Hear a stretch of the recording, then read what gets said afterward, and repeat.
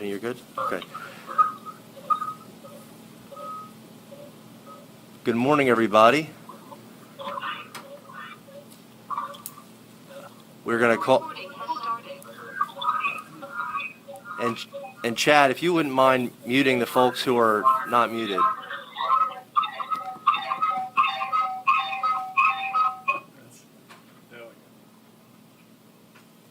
Thank you, Chad, very much. Chad is going to be helping us to do some moderating, or not moderating, but just making sure folks are muted on the Blue Jeans call. But we are going to call things to order at this time. It's 10:02. Before we do the Pledge of Allegiance, just a note that we have our Turbo Bridge line, as we always do, but we're also doing a Blue Jeans call for people who would like to join in on the block grant discussion. So we have that available as well. When we get to that point, we'll be able to take some comments if anybody'd like to chat or respond through the Blue Jeans. So if you would please rise if you're able for the Pledge of Allegiance. I pledge allegiance to the flag of the United States of America and to the republic for which it stands, one nation, under God, indivisible, with liberty and justice for all. Okay, thank you all very much. At this time, we'll look for any public comment on items not appearing on today's agenda, and we would give people 5 minutes to offer that public comment. Is there anybody who'd like to offer that comment at this time? And for our folks on the Blue Jeans call, if you did call in by chance for items not on the agenda, you can put some information in the chat window, and we can see your questions there. But we're going to be heading into the COVID-19 relief block grant in just a moment, so we'll be able to take your questions then. But seeing no public comment for items not on the agenda, we'll look to approve our minutes from June 9th. Motion to approve the minutes from the June 9th Board of Commissioners meeting. I will second that. Okay, it's been moved and seconded. Any final discussion? Hearing none, all of those in favor say aye. Aye. Aye. Motion is carried. Okay, so we do have on our agenda our COVID-19 County Relief Block Grant application. We're going to do a discussion on this at the commissioner level and Margaret as well, and then we'll be able to open it up for any further discussion and comments. So at this time, we will turn the floor over to Margaret for some comments. Okay, thank you very much. I thought I might start this morning with a couple of comments to provide some context around what this project is all about. The Pennsylvania legislature on May 28th passed legislation that would distribute a portion of Pennsylvania's share of the CARE Act money from the federal government to counties. And as you know, some counties with populations of 500,000 individuals or more receive that funding directly from the federal government. But for the remaining counties, the legislature was the point of distribution to the counties. We learned this on May 28th, and on June the 11th, last Thursday, the counties received guidance from the Department of Community and Economic Development because the money will be distributed to counties via a block grant process. So last Thursday, this document here was released so that we could take a look at exactly what those guidelines and parameters look like. The Board of Commissioners met at 5 o'clock in a public session to start the process and put some guidelines around what they would like to do in terms of considerations of allocations of the county's money, which is potentially $14,664,804. Margaret, if you would speak into the microphone, they may be able to pick it up better. Sorry. Am I speaking into it? No. Yeah, if you really, in terms of, Like me to yeah, speak they're not able to hear you. Sorry. Would you like me to start over? No. I think yeah. Okay, no, I'm not going to start over. No. So, Center County's potential allocation will be $14,664,804. And the guidance that was released last Thursday requires us to submit a proposal to the Department of Community and Economic Development. Originally, we were told by today. The department extended that deadline until tomorrow. Basically, the guidance requires that you consider allowable expenditures to occur in several broad buckets, and those broad categories are personal protective equipment, response and planning efforts related to COVID-19, behavioral health and substance use treatment services, broadband deployment, tourism businesses to include county fairs, nonprofit assistance programs, and business support for small business grants for businesses with fewer than 100 employees, and also some grant programs to support costs of general business assistance. The Board of Commissioners sought as much input as they could on Thursday and over the weekend. The public session was held yesterday at 1 o'clock to hear more of that input, and there will be another session this afternoon at 4 o'clock, all with an eye toward us getting this proposal ready for submission tomorrow. So that's where we stand. Thank you, Margaret. And we're going to have Chad is going to be our CIO is going to be dropping in the link to CNET if there's so thank you, Margaret, for that. If there's any audio issues that are occurring, we are very pleased that the legislature, the governor, and the federal government were able to pass these funds, and we're being very diligent with how we're spending them, and we want to make sure that we allocate them in the best way possible, but also making sure that we're letting the grantees know the requirements, because there are requirements in terms of how the money is spent, in terms of the auditing, and then in terms of the reporting that occurs. So we want to be as open as possible. We were given 5 days to get this back to DCED, so we're trying to be as judicious as possible in that time frame. And as Margaret discussed, the nice thing about where we're at this point is we just basically need to give a broad perspective of where we're going to spend the money, and then as we get feedback from them on our application, we can start to put dollar amounts to that. So we're very thankful for the community input. We've received a lot of letters and input from people. So very, very pleased about that. But turn it over to Commissioner Higgins if there's any comments he'd like to make. Sure. Yeah. Again, very much appreciative of the legislature and the governor, and of course our Congress people and senators for voting for the CARES Act and then passing on $675 million to the counties that weren't in the initial batch of 7. I did do a fair bit of research on the first 7 counties that did receive the federal CARES Act funding, and couldn't find too much on Allegheny or Philadelphia, but the other 5 counties have already done a fair bit of work, especially Lancaster County had some nice documents. So I've passed those on to Margaret, which will hopefully save us and our solicitors some time in coming up with MOUs and things of that nature. Just in the past few hours, we've received a letter from the Happy Valley Adventure Bureau, which is our main group that works with tourism. He had a very detailed letter that indicated a grand total of roughly $2 million of potential requests for, of course, not just the Adventure Bureau, but their members, companies in the tourism business, companies affected by the pandemic. We also just received an email from Mel Curtis. I don't know if the two of you had time to peek at it. Mel's been doing wonderful work with the YMCA Anti-Hunger program. I'm hoping perhaps that can come in under some of our human needs. And then the Penn State SBDC has been extremely helpful recently. They took a look at the National Business Database.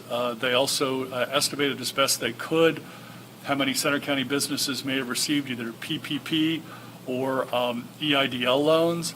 And they would estimate there's about 1,500 small businesses in Center County that would be eligible for the County Relief Block Grant Small Business Program that have not yet received PPP or EIDL loans. So we have a pretty good-sized group of small businesses, in addition to the tourism industry, that could use some assistance and potentially would qualify. Obviously, for broadband, there's some things perhaps we can do in the short term. The problem is the December 30th time deadline, but definitely would like to help the rural areas with broadband. And we have all of the human services needs, potentially assisting our healthcare providers in many areas. We'll probably have to talk about, say, for dental offices and other type of doctor's offices, is our assistance to them going to be classified under healthcare, or is that going to be classified under small business? Because I do know some dentists are dropping 4, even 5 figures on reconfiguring their HVAC systems to have negative pressure rooms. So there's a lot going on, a lot of details, very short time deadline. So I'd like to thank my fellow commissioners and, of course, Center County staff for working hard on this, probably 12 to 14 hours a day since the guidelines came out. Thanks. Commissioner Gershon, we'll turn it over to you. Well, I think that from my standpoint, the first thing we need to touch on is the administrative allowance.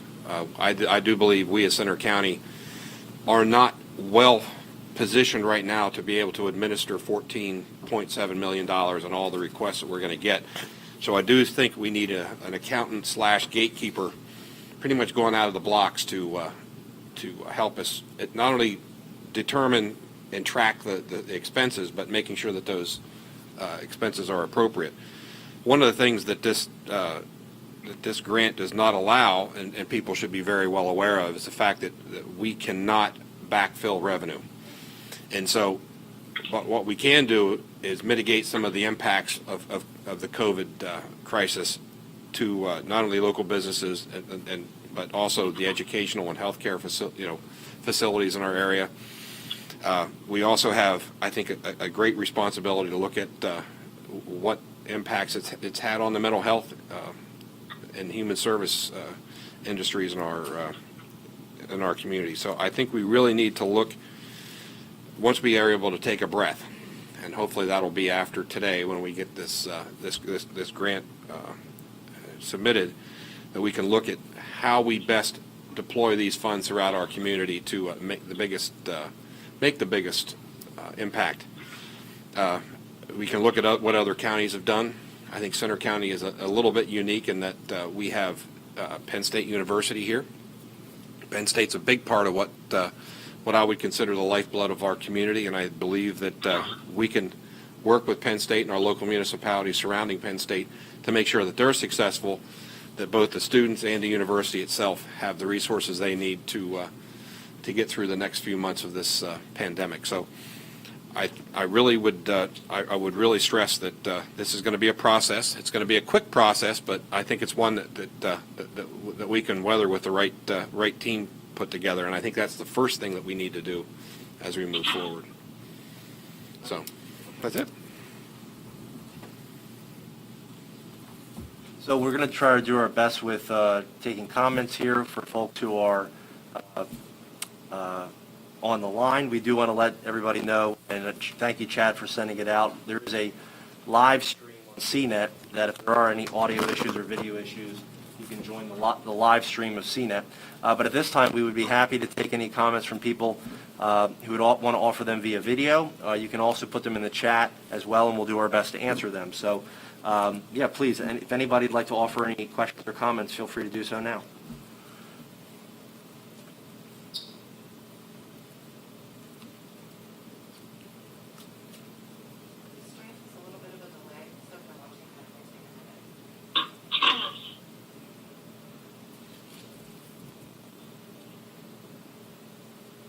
Okay, so we're seeing no comments. We just want to make sure, again, we'll give it a second try here in terms of any comments or questions.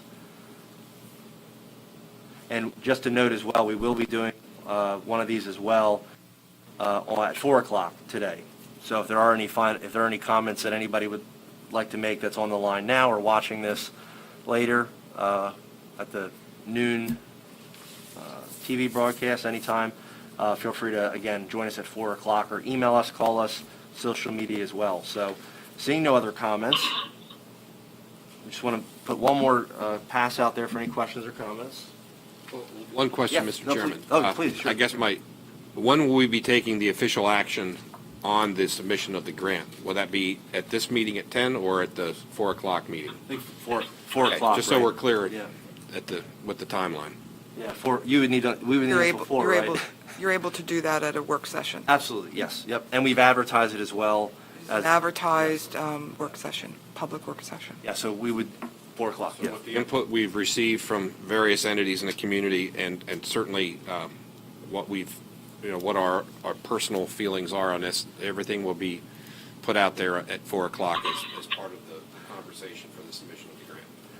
And I don't think, I'm just trying to think, I don't think there was any community requests that we didn't include in some way, shape, or form. I think they're covered in some context in terms of somebody might have asked for this, but we might have steered it a little bit in that direction. But I think broadly speaking, the community requests we either had already considered or we may have modified it slightly. But the thing that we've also heard from DCED is as we go throughout the application process, they're going to give us feedback and we may need to make tweaks to it. We can So- amend the Absolutely. application. Well, that's good. Yeah. And But no, at the 4 o'clock meeting, we would have a final product that we would have that would be able to be approved, and then we have to submit it by tomorrow. So yes, we would have some sort of, we would might not have the final no? product. We'll have Okay, okay. we'll have the Okay. action to create I think the that final the product. action could be to submit a approval for submission of a proposal to DCED that included projects in the major buckets or the major categories. So we know that a common denominator across almost all of the proposals and requests is PPE. So we would address that in a broad way, that we would be requesting funding for PPE. We would be requesting funding for equipment related to mitigating going forward COVID-19, but very general, because those are our instructions from DCED. The thing that I think we need to be most aware of, though, as we do look at what are allowable expenses and allocations, we really have to make sure that we're getting value for our dollar. So if we can, and I know we've had some discussion about this earlier, whether it's CCAP or some of the other organizations, how do we group spend money? How do we bulk buy, if you will, some of these things? If we're buying masks, if we're buying thermo imaging devices or whatever it is, let's make sure we get the best bang for our buck. And I think there is some power in numbers, and that's part of the conversation I think that needs to occur again very early, so we get these orders in kind of ahead of the curve. And some of the requests that have come in are actually for expenditures that have already taken place, because the grant allows us to go back to the first week of March. So we can capture expenditures from the first week of March through this point in time, and then see what the net looks like and move forward. We know here in Center County, we've had a fair amount of expenses related to COVID that, particularly correct. going back to the election, that may or may not be covered by our grant from the Department of State. So we've got to look at every opportunity to make sure that we're made whole. And I do know, Just going to say that since the session at 4 o'clock is also to hear additional requests, we didn't want to have a formal final document right there at that point, so we'll pull it together shortly afterwards. So. and I do know some of the first 7 counties have planned to spend the money kind of in tranches. It's not like, okay, in the first 2 months, we're sending all the money out. Obviously, it's going to take us a while to process applications, it's going to take us a while to put MOUs together. And so we'll probably still have at least some money available into the early fall for new requests that still meet the general guidelines from DCED. Good. Sounds like we have a good plan moving forward. Yeah, I think just to sum things up, I think we're very thankful for the diligence the state has taken, and really supportive of the fact that we have some flexibility from the Treasury Department and also from the state, but do appreciate the fact that they don't want there to be a double dipping effect or a overlap of funds. They really are trying to say, if you've received money in this pot, you really can't get it here. And so we're going to try to do our best again to make sure the grantees understand the obligations they're taking on, and we don't want to get them into any trouble or we want them to be able to do what they need to do, not have to worry about all the red tape for this. So we thank everybody for their participation. Looks like we do have one chat question, which is, to clarify and talk about those general categories. And those really are the bullet points that are available in the DCD guidelines, which are anywhere from county planning and relief to broadband, human services with mental health and drug and alcohol. So those are the general categories that we know that we can spend them on. But in terms of the nitty-gritty, down in the weeds, we're going to try our best to capture all of those again, so we know that, so we can show DCD that we have a plethora of the different kind of things that we know that are needs in the community, but then allows us to be flexible as we go forward with this. But the general guidelines are planning and relief for the COVID-19 pandemic. In some way, shape, or form, the cost or the expenditure needs to come back to the fact that it was born out of the COVID-19 pandemic. So thank you for the question. So again, we'll be meeting at 4 o'clock to discuss this further, and we'll have the opportunity to do so. So we'll offer any opportunity for public comment, and then we're going to move on with the rest of our agenda.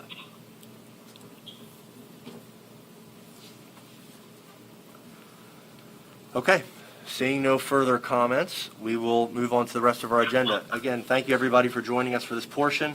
If you'd like to stay on, you're more than welcome to, but if not, we'll see you at 4 o'clock. Okay. All right, Margaret, anything on the personnel side of the COVID-19 planning and response? We have no requests for any furlough adjustments today. Okay. All right. We Thank will you. have one on Thursday, I believe, but not Okay. today. Thank you.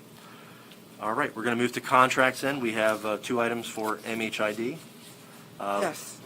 Yes, so there are 2 contracts from our MHID office this morning. The first is a contract addendum with Strawberry Fields to allow for funds to provide additional community residential services and housing supports in the amount of $55,000. This increase changes their contract maximum from $1,134,201 to $1,189,201, which is funded as follows. State, $1,134,479, and county, $54,722 for the period of July 1st, 2019 through June 30th, 2020. And the next contract is of the same nature. This is for services that have been provided by Community Residential Services, and we have the ability to reimburse them for these already provided services. So it's a contract addendum with Community Residential Services to provide additional community residential services in the amount of $65,000, increasing the contract amount from $489,759 to $554,759, and that is funded with state dollars of $529,185, county $25,574 for the period of this fiscal year, July 1, 2019 through June 30th of 2020. So I would ask for your consideration of these 2 and to put them on the consent agenda for next week. So the action would be to add the 2 items for MHID, the contract addendums to next week's consent agenda. That's correct. Okay. We'll look for a motion for that. Sure. Motion to add the addendums in English, it's probably addendas, with Strawberry Fields and Community Residential Services to next week's consent agenda. Second that. Okay, it's been moved and seconded. Any final discussion on this? Hearing none, all in favor say aye. Aye. Motion is carried. Okay, and then a risk management item. Yes, thank you. This item is a renewal on our volunteer accident policy with Berkley Accident and Health Insurance. The total cost is $8,275 for the period of July 1, 2020 through July 1st, 2021. I would like to add that this represents a consolidation of another insurance policy that the county held for volunteers, and the volunteers include, all volunteers mean RSVP volunteers, our prize, ombudsman, court alternative volunteers, sentencing participants, and inmates who go out on work release. So this allows us to provide coverage for all of those volunteers in that category through one policy and save a little bit of money at the same time. Okay, thank you, Margaret. Any questions on this item? Sounds great. Okay. Would there be a motion then? Motion to add the policy renewals with Berkley Accident and Health Insurance to next week's consent agenda. Second that. All right, it's been moved and seconded. Any final discussion? All right, none. Hearing none, all in favor say aye. Aye. Aye. Motion is carried. Okay. At this time, we're going to be joined by Faith Ryan from our Adult Services Office to discuss this next item on the agenda. Good morning, Faith. Hi, good morning, everybody. Can you hear me okay? We can, thank you. Wonderful. Well, thank you for your time, and thank you so much for getting this on today's agenda. I had learned last Thursday about this new funding source through PHFA in regards to rent relief through the CARES program.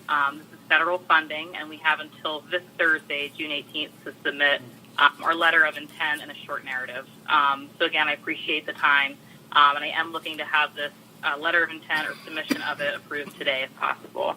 So just real quickly, a little bit about the program. This is a pretty significant program. The idea is to be able to help our residents with rent arrears or possibly even future rent up to $750 a month. The families or the households would have to be eligible, they would have to either be waiting for their unemployment to come in, which currently a lot of our families reaching out for assistance are, or they have to demonstrate at least a 30% loss of total income. And this funding has to be spent by November 30th. So like a lot of the other programs you've been talking about even this morning, the turnaround time is pretty quick. PHFA is looking for an agency in each community that currently or has experience running rental assistance, preferably through the Human Service Block Grant, which is us, the Office of Adult Services, and then also agencies that are familiar with operating federal funding, which we are as well. So this will be a program that will come out of the Office of Adult Service. It will definitely be a pretty heavy lift, but we do think it's important for our community to have access to it.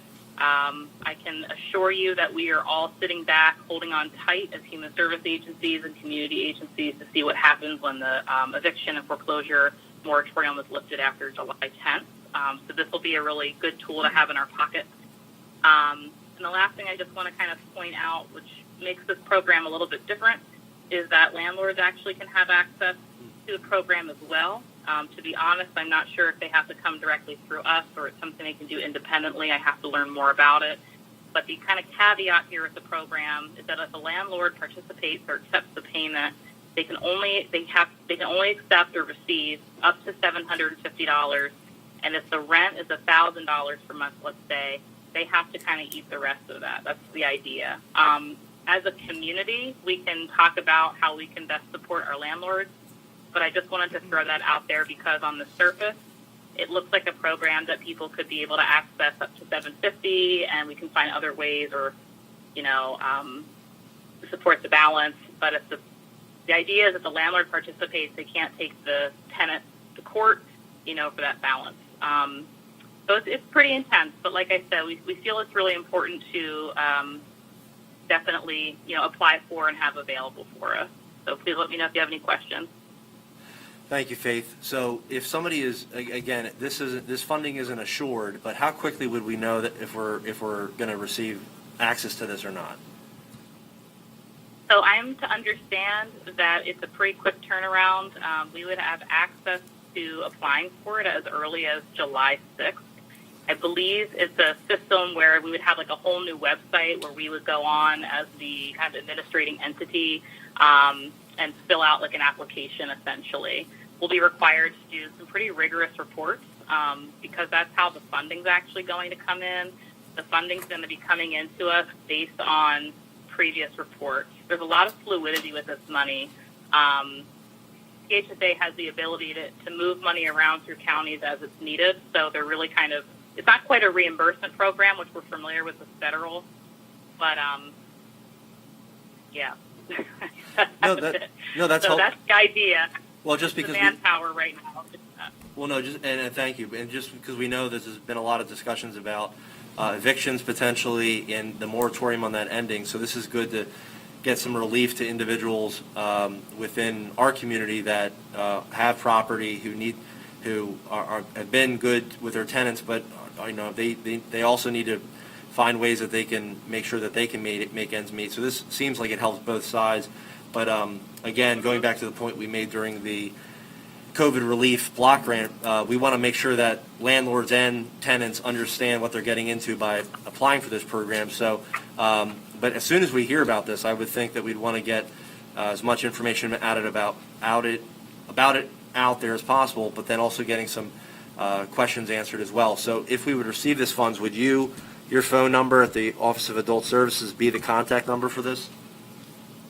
That's correct. And at this very moment in time, the idea is that when people are calling in for rental assistance, we'll be able to screen them to see if they're a good candidate for this particular program and kind of triage them, how we would typically. This just adds another layer. Moving forward, if we see, how many folks we're able to serve and kind of what this program looks like, what the guidelines are, et cetera, we might be able to create like a mock application form for other agencies to complete on a client's behalf and submit to us. So there are a lot of options and there's a lot of freedom. But yes, at this very moment in time, our office would be the one to call for just rental assistance, period. And we'll do what we can to fit them with the program that's best.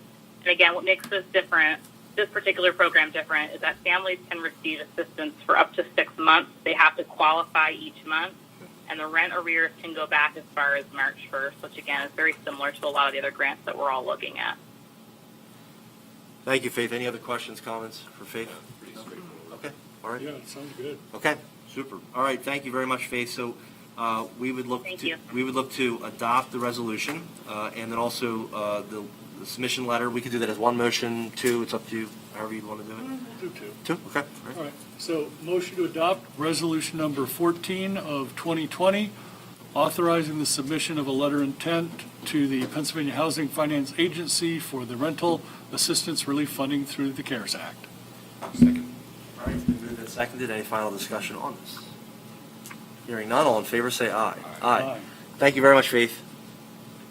Thank you, everybody. I appreciate your time. Okay, motion is carried. Actually, I did kind of cover both items. Did you do in one both? motion. I did. That's what I actually, thought. so- Okay. Not a worry. Okay.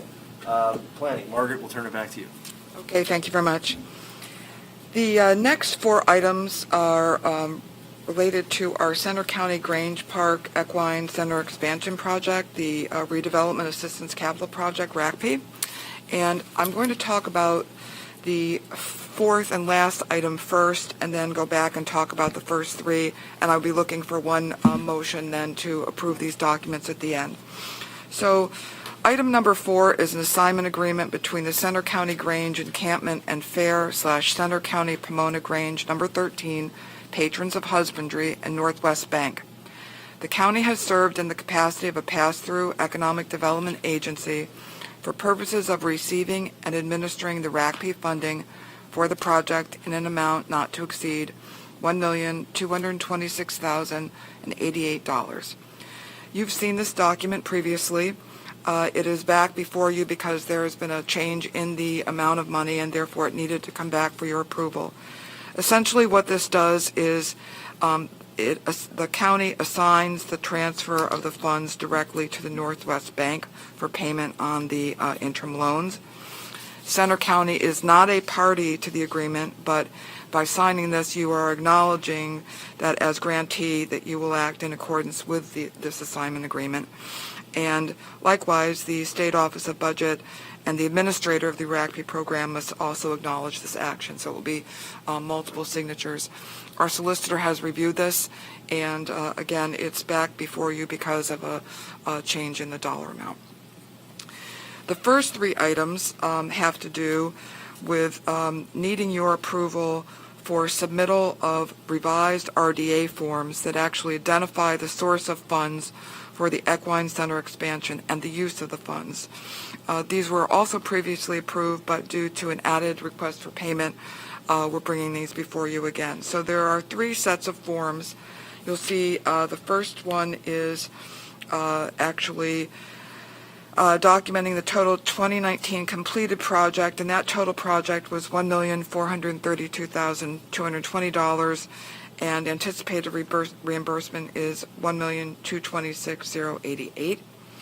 The second document outlines funding sources for Phase 2 of the project, and that total was a not to exceed $273,912. And the third, and all of these phases together The total equals the grant total of $1.5 million. So it's divided across those three different requests for funding. So I've probably butchered that a little bit in terms of the explanation, but you've seen all of this before, and it's just a matter of getting these documents moved along. Helping the Grange Fair wrap up their construction project and pay for it. Yes, as you know, the work is finished. This is the part of the project about getting the money and the reimbursement to where it needs to go. It's a little more complicated because there are different entities in the mix, but what you're doing is acknowledging today that you know that this is happening. So, We've come a long way on this, and we want to thank everybody in planning who was able to get this here. Sue was very instrumental in this, and we thank her for the work there, and thank you for presenting it today, Margaret, and all the work we've all done on this. So this would be let's fingers crossed, knock on wood, but would be one of the final actions we would take on this. So we look for a motion. Motion to approve the revised RCAP documents for the Equine Facility Project for Grange Fair. We'll second that. All right, it's been moved and seconded. Any final discussion? Hearing and seeing none, all in favor say aye. Aye. Motion has carried. Okay. Would there be a motion to approve the consent agenda? Motion to approve today's consent agenda. I will second that. Okay. It's been moved and seconded. Any final discussion, comments on this? Hearing none, all in favor say aye. Aye. Motion is carried. Anything to report on administrator's report, Margaret? Nothing. Okay. All right. Commissioner Higgins, the check run. Sure, a somewhat smaller than average check run of $1,004,773.65. Check of the week is to Center Volunteers in Medicine, great group, receiving a lot of additional needs during this time. Some or several perhaps county residents needed some basic needs medical, and it came to only $972.08. So thanks again to Center Volunteers in Medicine, both their staff and their many medical-based volunteers. I'd like to also say, before we go any further, that I think that's going to be one of the organizations that I look at very, very carefully about funding with this block grant money. That's the type of impacts that really do make a difference to so many of our citizens. So. Absolutely. Big impact with them. Absolutely. Okay. All right. So I'd like to make the motion to approve the check run dated June 12th. I will second that. It's been moved and seconded to approve today's check run. Any further discussion on the check run? Hearing none, all in favor say aye. Aye. Aye. Motion is carried. We have anything from the voter registration front? Not today. Okay. All Not right. yet. Soon. Okay. Let's see. Any executive sessions to report, Margaret? Okay. Fine. Okay. Any questions? Gary or Evan, please. Obviously, this 14 and change, and again, if you could just highlight what exactly has to be decided today on this. I know there are different subcategories listed. Do you have to give an actual allocation for that, or what are the specifics of that? Again, just Sure. Thankfully, at this point, we just need to give the categories. No dollar amounts at this point. Categories. The only dollar amounts we have to give are the total amount that we have been given, how much we're going to use for administrative costs, and then how much we're going to use for actual grants or program costs. So those are the only three numbers that we give. We already know what the one is. That's how much we've received. And so we think we're going to use the maximum amount for administrative costs, and then the remainder there is what would be for program costs. But essentially, it's those broad categories, but we're going to do our best to try to include any of the specific ones that folks might have been talking about. But yeah, we're, again, very pleased that we have the funds, that we can distribute them, but they're finite. They will be used up, and we want to make sure they have the largest impact they can. I know you're getting the information too, Ryan. The rental assistance program sounds like it's targeted to different folks besides the parents of Penn State students have been saying. Or could it be used there also? It seems like it's going to be predominantly for folks who lost income, out of work. That might be a one for Faith in terms of if a parent's on the lease, they lost their job. Could they recoup some of that? Well, we'll check with Faith. Yeah. Go ahead. Do you know how much that's going to be yet? Or I heard it said like No. $750 a month for 6 months or something like that. Was it? It's, yeah, Sure. up to 750 for 6 months, but there's certain strings attached. But the state has hundreds of millions in that pot. So hopefully it's where first come, first serve. We could help a lot of residents out that way. Part of that grant you mentioned, I heard fairs, even obviously tourism, but even a lot of these fairs and other things have been impacted.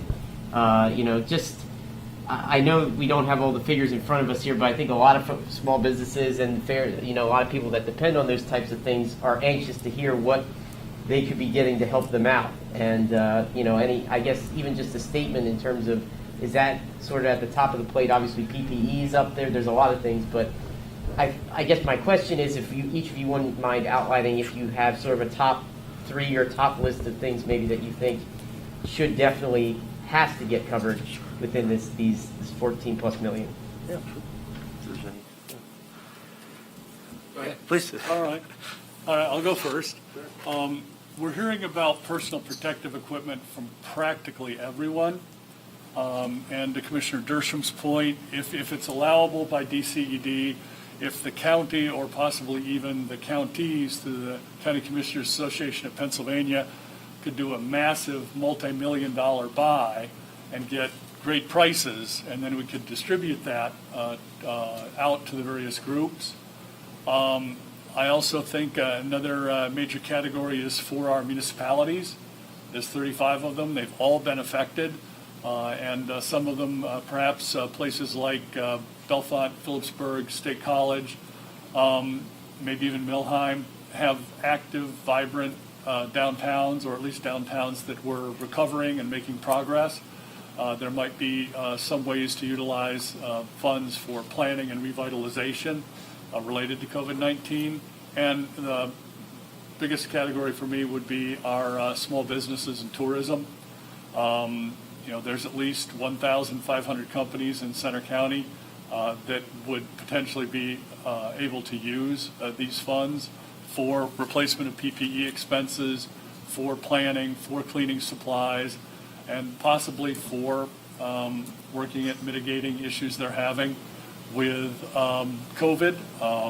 We haven't had a chance to check the DCD yet, but as an example, let's say you're a small restaurant, you've just purchased or need to purchase some tables and chairs for outdoor dining. You have horrible cash flow at the moment. How are you going to be able to pay for that? Potentially a county grant could help out and would be very impactful for those businesses. So those are my 3 major ones at this point. I don't know if I can go with 3. I was just counting here, and I've got 5 or 6 right off the top. The business community obviously is a major concern. The not-for-profits that we rely on for so many different causes in our community. Education, whether that be Penn State, CPI. I think there's a whole element there that needs to be looked at. The healthcare community. I think Mount Nittany Medical Center and the other healthcare providers, as well as the human services and our municipality. So I don't know that I can put it in 3, but I can summarize that if I had to put priorities, I would make sure that we were making whole as many people as we can, trying to navigate these tough times. And I think the business community probably is screaming at the top of the list right now if I had to pick a number 1. Yeah, I think I really agree. I think we're in agreement on this. This is, we're really fortunate that we have $15 million that we can allocate throughout the community, and I think one of the things that has been said by others, but I'll repeat it here today, is there are certain businesses that if we would go back to the yellow phase would need to close back down, and we do not want that to happen. And so the lengths that we can take, not only with this $15 million, but also as a community to continue doing the masking, the hand washing, and the social distancing is so critical. We could make the best expenditures or the best allocations, but if we go back into yellow or goodness, the red phase, we would be at a very huge disadvantage. So if we can make investments that also support our businesses, but also help us to keep the case count low. That's why the contact tracing, the quarantining, the isolating. We had an idea from a constituent about basically making sure that housing insecure individuals, so people who are homeless, if they would get COVID-19 or they would be in a position where they'd be exposed to it, that we could make sure that they have housing, if it's a hotel room or somewhere else, to make sure that they're not spreading that at a day shelter or at a evening shelter once we get into the winter months. So there are all these types of issues and all these types of investments we can make to make sure the spread doesn't occur. So I think we're really in agreement on this, and it's just we're excited that DCD is going to be looking at our application in the next few weeks, and we can't wait to hear back from them to make this official. So we love DCD, and if they need anything from us, they can let us know. Timeline for I know obviously by 4 o'clock tonight, afternoon, we're going to have it official, but when approximately will you hear back or have to have the specifics for this from DCD? Just a couple weeks? All that we know is that they need to get us the money by July 15th. That's all that we know at this point. Hopefully it's soon. I mean, I think they understand more than anybody that, this has to be, people are waiting, and so they've got to do their due diligence, but hopefully we get it sooner rather than later. And once you get it, obviously, then more the division process could begin, right? Yeah, we've talked about that before. I mean, we've talked about a little bit roughly about what kind of pots of money. We're obviously going to get more money than we have able to allocate. So we need to make some decisions about what that looks like, who we partner with to administer some of this. To go to Commissioner Gersham's point, we do need to bring on some extra staffing for this, look for partnerships in the private sector to maybe contract out some of the administration of the business grants, for example. So we need to be judicious about that and spend wisely. But we appreciate the fact that as we get to mid-July, we're going to have conversations about dollar amounts and specific investments we can make. I think one of the other things that I'm looking forward to, and I think all three, actually, and Margaret, who's been working so hard on this, we need to meet with some of the big ticket requesters here and make sure we're all on the same page about how those dollars are going to be allocated. I mean, we can have accountants and lawyers look at whether or not those expenditures are legal and proper, but at the same time, we have to, as a board, I think, have to have the confidence that that's the best way to spend our money. I think Penn State's going to be at the table, Mount Nittany's going to be at the table. I think some of the other educational institutions, I think some of the business community is going to be there, and I think we need to have a forum where we actually, okay, what's your plan? How are you going to spend your money? And what can we expect to see with those expenditures? And I think that's the due diligence that we have to do, that we don't have time now before we actually make the application to make sure that we do this properly and make sure that we get the best value for our $14.5 million. Thank you. Huge disappointment in the back row here because none of you, not one of you, among your top choices mentioned media, which is just saying. Well, just the lounge saying. alone. Problem is, we talked about it for so long. Just putting it out there. We'll give you a mask. Do you know when will the preliminary prime, I'm trying to say the election earlier, or last month, be finalized? We have an election meeting this afternoon. This afternoon. Election board? We should be wrapping it up. Yeah. Yep. We have the total counts. Was there when I looked at it said 89,000 eligible voters. When I looked on the website, was there a Probably. purge of, I thought we had over 100,000 or something, but. Well, that's not counting the independent. Okay. So you have that's just the two major parties. That doesn't include the Jedi Party, the Pirate Party, and all the other parties Yeah. that Steve brings up during his reports. So we still have 110,000 or something like that. Steve, was there any other surprises from the election in terms of the counting process or anything like that? No, I think it actually went very smooth, and I'll give my fellow commissioners a lot of credit for really working hard, making sure that it was successful. And the challenge, of course, is that was I wouldn't say a dry run, but it would be a minor comparison to what we expect in November. So we really have to take the lessons that we learned from this and apply them come November. And I'll allow my fellow commissioners to expand upon that. No, well said. Absolutely. Yeah, I'd just like to thank Mike because the mail-in ballots, there were, what was the total number finally? Like 19,000? There were like 19,000 mail-in ballots. Well, we've never had that number of mail-in ballots before. Normally the absentees are hundreds to a couple thousand at most. Mike came up with a lot of procedures, policies, forms, tracking, traceability, chain of custody, and I think we've got a good system in place now. I think it meets all the state requirements, and we've got most of the bugs worked out. To Commissioner Dersham's point, now we're going to have to scale this thing up to at least two, maybe, who knows, 3 times as many mail-in ballots in November, and yet we still have the same time frame to count them. We're guessing that come November, they're probably not going to want the absentee and mail-in ballot returns faster than we were able to deliver them this time. So that will be one of our challenges, is to Mark's point, scale it up so we can get that done more efficiently. If my math is correct, we're 20 weeks away from the general election. And so it sounds like a long time, 140 days, but in reality, it'll be fast approaching. And we will probably have the ballots ready in late September, early October. In the primary election, there's always that concern about, I mean, we didn't know when the primary election was going to be held for a few weeks there, if it was going to be moved back, but we're going to have the ballots even sooner because there's not going to be as many court challenges, hopefully, with folks getting on the ballot, and so we might even not only have more time for people to request ballots, but more time to get them back in, and so yeah, it's going to be a list, but I'm very confident that our community is going to come forward and help to make that happen. There was the option, if you request a mail-in, you could get it for both elections, right? I'm thinking some people thought I got it for the prior, but there was the option, you could check. Yes. Yeah, okay. Yep. Thank you. All right, you bet, anytime. We would look at this time to, and again, no executive session to go into. Okay, all right. Is there a motion to adjourn? Motion to adjourn at 2:53. Second.